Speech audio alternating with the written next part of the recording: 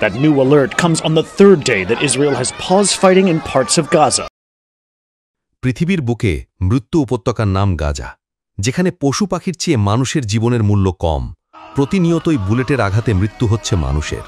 পুরো পৃথিবী নিবর দর্শকের মতো চেয়ে চেয়ে দেখছে গাজাবাসীর মৃত্যু। এসব মৃত্যু উপভোগ করছে ইসরায়েল ও তার মিত্র দেশগুলো। গাজায় ইসরায়েলের হামলা চলছেই। সামনে মৃত্যুকে দেখেও কোটি কোটি বুলেটের মুখে শেষবারের মতো বাঁচার চেষ্টা করে যাচ্ছে গাজাবাসী। এবার বুলেটের সঙ্গে যুক্ত হয়েছে নতুন অস্ত্র, খাদ্য। বুলেটের মুখ থেকে বাঁচলেও ক্ষুধার সঙ্গে যুদ্ধে হেরে যাচ্ছে গাজাবাসী। ক্ষুধার যন্ত্রণায় নিহতের সংখ্যা দিন দিন বাড়ছে। এর সঙ্গে বাড়ছে অনাহার ও অপুষ্টিজনীয় প্রাণহানিও।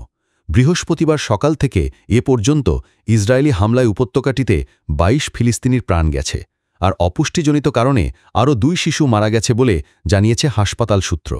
স্বাস্থ্য মন্ত্রণালয় জানিয়েছে অনাহারজনিত প্রাণহানি বেড়ে ১৯৭ জনে দাঁড়িয়েছে। এর মধ্যে ৯৬ জনই শিশু। জাতিসংঘ বলছে ইসরায়েলের অবরোধের কারণে গাজার শতাধিক অপরিণত শিশুর জীবন এখন বিপদের মুখে। হাসপাতালে জ্বালানি সংকটে নবজাতকদের প্রয়োজনীয় চিকিৎসা দেওয়া সম্ভব হচ্ছে না। গাজায় কাজ করা এনজিও নেটওয়ার্ক জানিয়েছে সেখানে ২ লাখের বেশি শিশু তীব্র অপুষ্টিতে ভুগছে। এর কারণ হিসেবে তারা শিশুদের পুষ্টিকর খাবারের অভাবকে দায়ী করেছে। গাজায় ইসরায়েলি হামলা অব্যাহত থাকায় ইতিমধ্যেই ক্ষতিগ্রস্ত স্বাস্থ্যসেবা ব্যবস্থা ভেঙে পড়ছে। ব্লাড ব্যাঙ্কগুলো অচল হয়ে যাচ্ছে।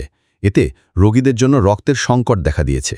ইসরায়েলি বাহিনী রোগী ও বাস্তুচ্যুত পরিবারগুলোর আবাসন কেন্দ্র ও হাসপাতালগুলো পর্যন্ত হামলার নিশানা বানাচ্ছে। পাশাপাশি উপত্যকাটিতে ত্রাণ প্রবেশে বিধিনিষেধ অব্যাহত রেখেছে।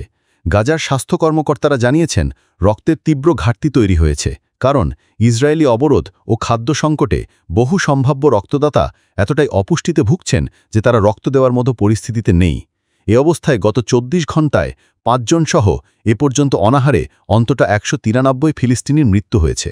আল জাজিরার সাংবাদিক হানি মাহমুদ গাজা সিটি থেকে জানিয়েছেন গাজায় এখনও কার্যকর থাকা আল শিফা হাসপাতাল, আল আকসা হাসপাতাল ও নাসের হাসপাতালে রক্তের তীব্র চাহিদা আছে।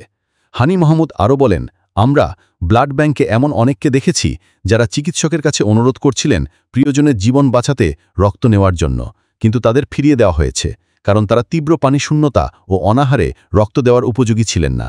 আল শিফা হাসপাতালের ব্লাড ব্যাংকের প্রধান আমানি আবু ঔদা বলেন, রক্ত দিতে আসা অধিকাংশ মানুষই অপুষ্টিতে ভুগছেন, যা রক্তের গুণমান ও নিরাপত্তা প্রভাবিত করছে।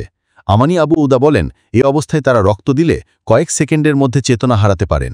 এটি তাদের স্বাস্থ্য ঝুঁকিতে ফেলবে এবং একই সঙ্গে একটি মূল্যবান রক্ত ইউনিটও নষ্ট হয়ে যাবে। ইউরোপিয়ান কমিশনের দ্বিতীয় জ্যেষ্ঠ কর্মকর্তা তেরেসা রিভেরা বলেন, এই যুদ্ধ অনেকাংশেই গণহত্যার সংজ্ঞায় রূপ নিয়েছে। ২০২৩ সালের অক্টোবরে গাজায় ইসরায়েলি আগ্রাসন শুরু হয়।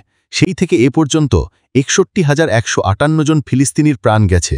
আহত হয়েছেন ১,৫১,৪৪২ জন। গাজা সরকার বলছে প্রকৃত নিহতের সংখ্যা আরও বেশি। যারা ধ্বংসস্তূপের নিচে পড়ে নিখোঁজ রয়েছেন